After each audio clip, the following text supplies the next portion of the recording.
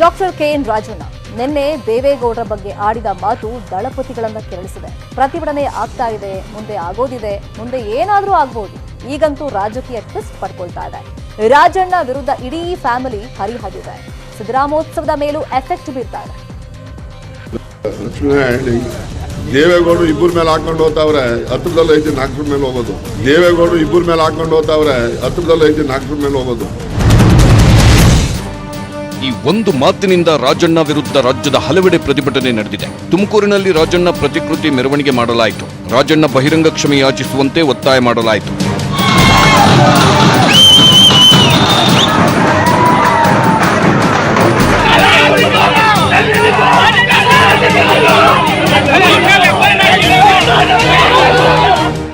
ಉಳಿದಂತೆ ಹಾಸನ, ರಾಮನಗರ, ಮಂಡ್ಯದಲ್ಲೂ ಜೆಡಿಎಸ್ ಪ್ರತಿಭಟನೆ ನಡೆಯಿತು.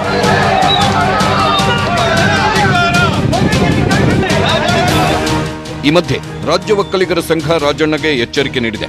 ರಾಜಣ್ಣ ಕ್ಷಮೆ ಕೇಳದಿದ್ದರೆ ಬೀದಿಗಿಳಿದು ಪ್ರತಿಭಟನೆ ಮಾಡಬೇಕಾಗುತ್ತದೆ ಎಂದು ಎಚ್ಚರಿಸಿದೆ. ಸಿದ್ದರಾಮಯ್ಯ ಮನಸ್ಥಿತಿ ರಾಜಣ್ಣ ಬಾಯಲ್ಲಿ ಬಂತ. ರಾಜಣ್ಣ ಜೊತೆಗೆ ಸಿದ್ದರಾಮಯ್ಯ ಕೂಡ ಟಾರ್ಗೆಟ್. ರಾಜಣ್ಣ ಮಾತು ಬರೀ ರಾಜಣ್ಣರದ್ದಲ್ಲ, ಅದು ಸಿದ್ದರಾಮಯ್ಯ ಮಾತು ಅಂತಾರೆ ಕುಮಾರಸ್ವಾಮಿ. ಇವರುಗಳ ಒಂದು ಇನ್ನರ್ ಟೀಮ್ ಇದೆ, ಇನ್ನರ್ ಕೋರ್ ಟೀಮಲ್ಲಿ ಚರ್ಚೆ ಆಗಿರ್ತದೆ. ದೇವೇಗೌಡರನ್ನ ಎಷ್ಟು ಇರ್ತಾರೆ, ಮುಗಿತು ಇನ್ನವ್ರ ಕಾಲ ಅಂತ ಹೇಳಿ ಅದನ್ನು ಇಲ್ಲಿ ಪಾಪ ಬಾಯಿ ತಪ್ಪಿ ಸಿದ್ದರಾಮಯ್ಯನವರು ಇನ್ನೊಬ್ಬರಲ್ಲೋ ಇರ್ತಕ್ಕಂಥ ಅವರ ಭಾವನೆಗಳನ್ನು ಇವರು ವ್ಯಕ್ತ ಮಾಡಿಬಿಟ್ಟವ್ರಷ್ಟೇ. ಇದೇ ಆಗಿರ್ತಕ್ಕಂಥದ್ದು.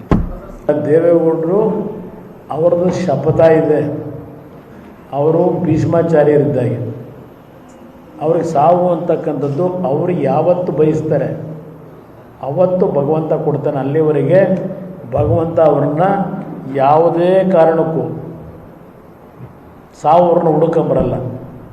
ನನ್ನ ಅಭಿಪ್ರಾಯದ ಅವರ ಭಾವನೆಗಳನ್ನು ನಾನು ಹತ್ತಿರದಿಂದ ಗಮನಿಸಿದ್ದೇನೆ. ಭೀಷ್ಮಾಚಾರ್ಯದಾಗ ಅವ್ರಿಗೆ ಒಂದು ಶಪಥ ಇದೆ, ಈ ರಾಜ್ಯದಲ್ಲಿ ಸಂಪೂರ್ಣವಾದ ಜಾತ್ಯತೀತ ಜನತಾದಳದ ಸರ್ಕಾರವನ್ನು ಅನುಷ್ಠಾನಕ್ಕೆ ತರಲೇಬೇಕು ಅಂತೇಳಿ. ಅದನ್ನು ಅವರು ಕಾರ್ಯರೂಪಕ್ಕೆ ತರೋವರೆಗೆ ಯಾವುದೇ ಕಾರಣಕ್ಕೂ ಅವರ ಆಯಸ್ಸಿನ ಮೇಲೆ ಯಾವುದೇ ರೀತಿಯ ದುಷ್ಪರಿಣಾಮ ಬೀರಲ್ಲ. ಈ ಮಧ್ಯೆ ಅನಿತಾ ಕುಮಾರಸ್ವಾಮಿ ಸೇರಿ ಹಲವರು ರಾಜಣ್ಣ ಮಾತಿಗೆ ಕಿಡಿಕಾರಿದ್ದಾರೆ. ಮಾನ್ಯ ರಾಜಣ್ಣ ಅವರಿಗೆ ಕೈ ಮುಗಿದು ಪ್ರಾರ್ಥನೆ ಮಾಡ್ತೇನೆ, ಕ್ಷಮೆ ಕೇಳಿ. ನಾಳೆ ಇದು ಏನಾದರೂ ಘಟನೆಗಳು ರಾಜ್ಯದಲ್ಲಿ ನಡೆಯುವುದು ಹೇಳಕ್ಕಾಗಲ್ಲ. ಯಾಕಂದ್ರೆ ಜನ ದೇವೇಗೌಡರ ಬಗ್ಗೆ ಒಂದು ಅಗಾಧವಾದಂಥ ಪ್ರೀತಿಯನ್ನು ಇಟ್ಕೊಂಡಿದ್ದಾರೆ. ನಾಳೆ ನೀವು ಯಾರಾದರೂ ನಿಮ್ಮ ಸಭೆಯಲ್ಲಿ, ಯಾಕಂದ್ರೆ ನೀವಿರೋ ಜಾಗನೂ ಅಂಥದ್ದು, ಏನಾದರೂ ಆದರೆ ನಮ್ಮ ಮೇಲೆ ನೀವು ದೂರಕ್ಕೆ ಹೋಗಬೇಡಿ. ನಿನ್ನ ನೀಚ ಬುದ್ಧಿ ಬಿಡು ನನಗೆ ಅಂತ ಹೇಳಬೇಕಾಗುತ್ತೆ. ಏನು ಒಬ್ಬ ಹಿರಿಯ ರಾಜಕಾರಣಿ ಅವ್ರ ಸಾಧನೆ ಅಂಥದ್ದು, ಅವರು ಕಾಲ ಧೂಳಿಗೂ ಸಮಾನ ಅಲ್ಲ ಈ ವ್ಯಕ್ತಿ. ಅವ್ರ ಹೆಸರೇಳಕ್ಕೂ ಯೋಗ್ಯತೆ ಇಲ್ಲ. ಕುತಂತ್ರ ಮಾಡಿ ಅವ್ರನ್ನ ತುಮಕೂರಲ್ಲಿ ಸೋಲ್ಸಿದ್ರು. ಅವ್ರು ಇವತ್ತು ಆರೋಗ್ಯ ಈಗ 2 ವರ್ಷದಿಂದ ಇದ್ದಂಗೆ ಇವತ್ತಿಲ್ಲ. ಅವ್ರ ಆರೋಗ್ಯ ಹದಗೆಡಬೇಕಾದ್ರೆ ಇವ್ರುಗಳೇ ಕಾರಣ. ಮಧುಗಿರಿ ಜನ ಅದನ್ನು ಅರ್ಥ ಮಾಡ್ಕೊಂಡೆ ಇವ್ರನ್ನ ಸೋಲ್ಸಿರೋದು. ರಾಜಣ್ಣವರು ಅವರ ಗೌರವಕ್ಕೆ ತಕ್ಕಂತೆ ನಡ್ಕೊಬೇಕು. ದೇವೇಗೌಡ ಅಪ್ಪಾಜಿಯವ್ರ ಬಗ್ಗೆ ಈ ರಾಜ್ಯದಲ್ಲಿ ಹಗುರವಾಗಿ ಮಾತನಾಡಿದಂಥ ಮಹಾನ್ ಭಾವರು ಏನೇನಾಗಿದ್ದಾರೆ ಅಂಥದ್ದು ಈ ರಾಜ್ಯದ ಜನತೆಯ ಕಣ್ಮುಂದೆ ಇವತ್ತು ಸಾಕ್ಷಿಯಾಗಿ ಉಳಿದಿದೆ. ರಾಜಣ್ಣವರು ಅವರು ಬಹಿರಂಗವಾಗಿ ಕ್ಷಮೆಯನ್ನು ಯಾಚಿಸಬೇಕು. ಇಲ್ಲ ಅಂದರೆ ಈ ರಾಜ್ಯದ ಜನತೆಯ ತಕ್ಕ ಶಾಸ್ತಿಗೆ ಅವರು ಒಳಗಾಗಬೇಕಾಗ್ತದೆ. ರಾಜಣ್ಣ ಮಾತಿಗೆ ಬಿಜೆಪಿ, ಕಾಂಗ್ರೆಸ್ ನಾಯಕರು ಕಿಡಿಕಾರಿದ್ದಾರೆ. ಭಾರತದ ಮಾಜಿ ಪ್ರಧಾನಿ ದೇವೇಗೌಡರ ವಿಚಾರದಲ್ಲಿ ತುಮಕೂರು ಜಿಲ್ಲೆಯ ಕಾಂಗ್ರೆಸ್ ನಾಯಕರಾದಂಥ ಮಾಜಿ ಶಾಸಕರು ಆದ ರಾಜಣ್ಣ ಅವರು ಮಾತಾಡಿದ ಮಾತು ಸಾಧುವಲ್ಲ. ಎಲ್ಲರೂ ಸಾಯೋರೆ, ರಾಜಣ್ಣ ಸಾಯಲ್ವೇ, ನಾನು ಸಾಯಲ್ವೇ?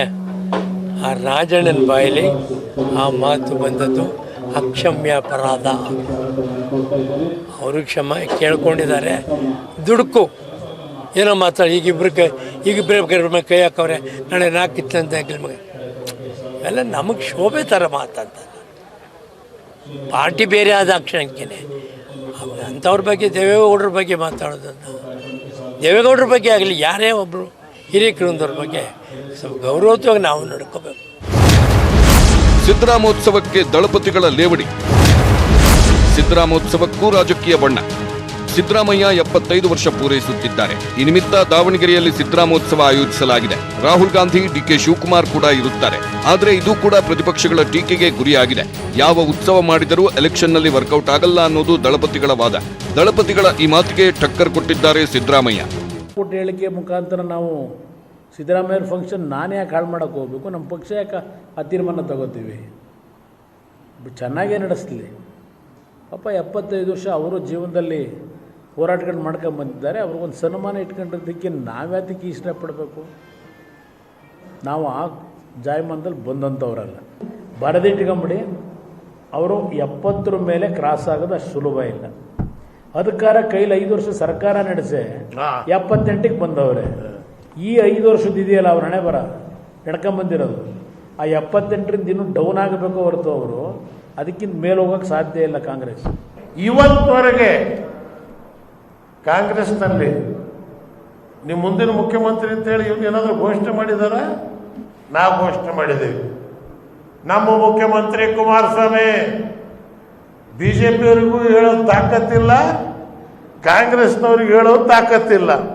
ನಮ್ಮಲ್ಲಿ ಇವತ್ತಿನ ದಿವಸ ಏಕತೆ ಇದೆ, ಅಖಂಡತೆ ಇದೆ, ಒಗ್ಗಟ್ಟಿದೆ.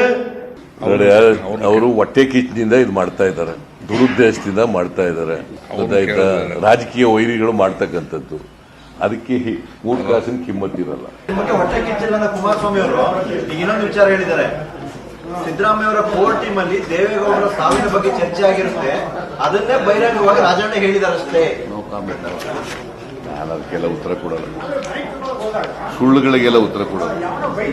ಸಿದ್ದರಾಮೋತ್ಸವದ ಬೆನ್ನಲ್ಲೇ ಕೋಲಾರ ಕಾಂಗ್ರೆಸ್ನಲ್ಲಿ ಬಿರುಕು ಎದ್ದಿದೆ. ಹಿರಿಯ ನಾಯಕ KH ಮುನಿಯಪ್ಪ ಕಾಂಗ್ರೆಸ್ ಬಿಡುತ್ತಾರೆ ಎಂಬ ಮಾತುಗಳು ಹರಿದಾಡ್ತಿವೆ.